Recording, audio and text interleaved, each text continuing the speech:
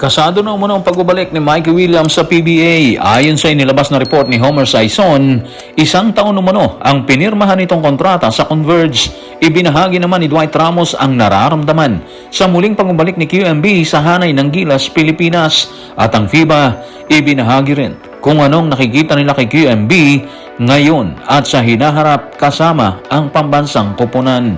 Tutukan po natin ang lahat ng yan, pero bago yan, pakisubscribe, like and share na lang muna para pareho tayong updated. Matapos ang halos 3 taong pahinga sa PBA, nakatakda umanong magbalik ang isa sa mga pinakakontrobersyal na figura sa basketball sa Pilipinas. Ayon sa report na inilabas ni Homer Sison, planchado na umano ang pagbabalik nito sa grupo ng Converge. Narito ang kanyang pahayag. Tutukan natin ang report ni Homer Sison sa Spain. Ayon sa iba't ibang ulat, ang 2-time PBA champion at 2-time finals MVP ay pumirma ng isang taong kontrata sa Converge Fiber Xers na isagawa ang kasunduan ilang buwan matapos makuha ng Converge ang rights ng 6'2" guard mula sa TNT kapalit ni Jordan Heading sa isang trade. Alam niyo mga playoffs, ang tagal na nitong si Mikey ha. Ang tagal na niyang gustong bumalik. Pero kalaunan, bokya pa rin, di ba? Hopefully ngayon, totoo na to. Kasi sayang naman yung ibinigay ng Converge sa grupo ng TNT. Si Jordan Heading po yun.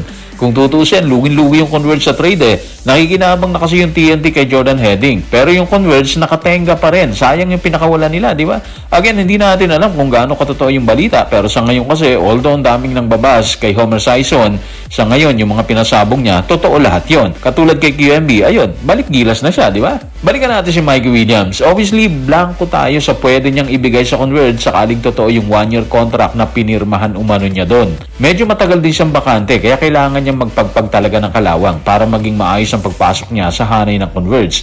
Kung tama yung recollection natin, nagsimula siyang mawala sa eksena matapos ang To The Moon issue, di ba?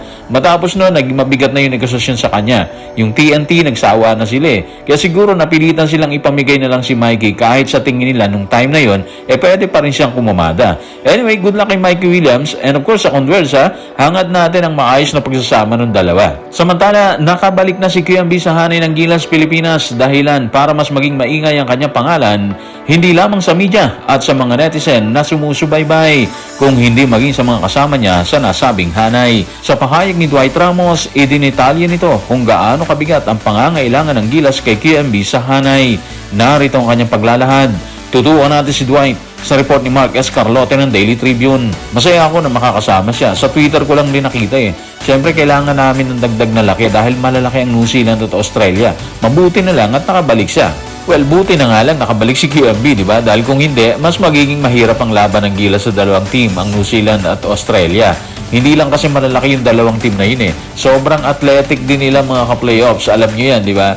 Kaya kakailanganin talaga ng grupo ni Coach Tim ang pangdepensa sa kanila. Siyempre sagot si QMB doon. Ganon din si Kai Soto. Ang problema, alam naman natin yung totoong rason kung bakit hindi nakabilang si Soto. Meron daw umano siyang inaabangang NBA contract. So focus tayo dito kay QMB at sa hanay ng Gilas, Pilipinas. Mabigat yung haharapin nilang laban ha. Buti na lang andyan pa ni si AJ Edu at si Junmar Fajardo. Tatlo pa sila na magtutulong-tulong para sa gupain ng powerhouse na New Zealand and of course yung Australia. Yung score natin versus New Zealand mga ka-playoffs 1-2 mula ng hawakan ni Coach Jude Flabel ang Tall Blacks. 2 talo at 1 panalo tayo dyan. So sana sa Feb 26 magtala tayo ulit ng record. Maging 2-2 sana para mas parehas ang kartada nila, di ba? Moral booster din yun kung mananalo tayo sa New Zealand.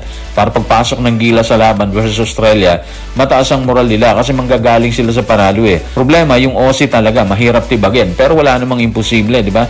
Lahat naman nag-i-improve. Nagpa-practice din naman ng Gilas. Kaya tingnan natin kung kakayanin nilang mag-execute ng kanilang game plan versus New Zealand at Australia ngayong Feb 26 at March 1 dito sa Mall of Asia Arena. Hindi lingid sa FIBA ang pagbabalik ni QMB sa hanay. Kaya naman kaagad nitong ibinida ang ambag nito sa unang window ng qualifiers kasabay ng pag-amin na malaki pa ang aasahan ng koponan sa kanya sa mga susunod na taon. Narito ang pahayag ni FIBA. Tutukan natin na sinabi niya sa FIBA at basketball. Matapos ang mahabang usapan at negosasyon, maaari ng opisyal na kumpirmahin na siguradong magsusuot ng Gilas jersey si QMB sa darating na window. Siya ay solid sa rebounding. Ang kanyang team leading 18 rebounds noong window 1 ay malaking dahilan kung bakit nakapagtala ang Pilipinas ng bagong rebounding record sa Asian qualifiers. Sa edad na 25, marami pang aasahan sa kanya sa mga susunod na taon. Kahit pa may mga isyong kasama sa selection process. So ito yung nakikita ni FIBA kay QMB sa ngayon at sa hinaharap kung hindi magkakaroon ng problema, di ba? Sinabi natin na problema kasi bago nakabalik si QMB sa Hanay, naging rason yung take it or leave it na ibinigay yung na kondisyon ng SBP.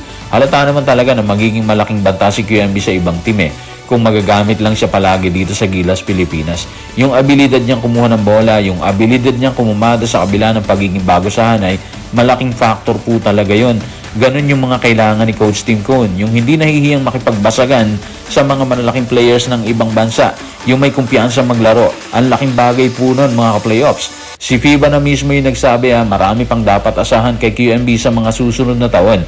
Ibig sabihin, kung kumakamada na siya ngayon, kung nakikipagbasagan na siya sa rebounding, mas mahahasa pa siya sa mga darating na panahon. Sa ngayon, yung edad niya na 25, saktong-sakto yun para mas mabigyan ni Coach Tim ng malaking playing time para mas magkaroon pa siya ng kumpiyansa, di ba? Especially ngayon, wala si Soto. Kung na-check ng kalaban ng laro ni Junmar, dito kay QMB, may pag-asa ang Gilas kasi hindi pa siya na-scout ng mga kalaban Isang beses pa lang siya nakikitang lumaro sa FIBA sa Hanay ng Gilas. Magandang abangan to mga playoffs. Ilang araw na lang 5, di ba? 21 po ngayon. Tapos dito pagaganapin yung bakbakan sa Mall of Asia Arena.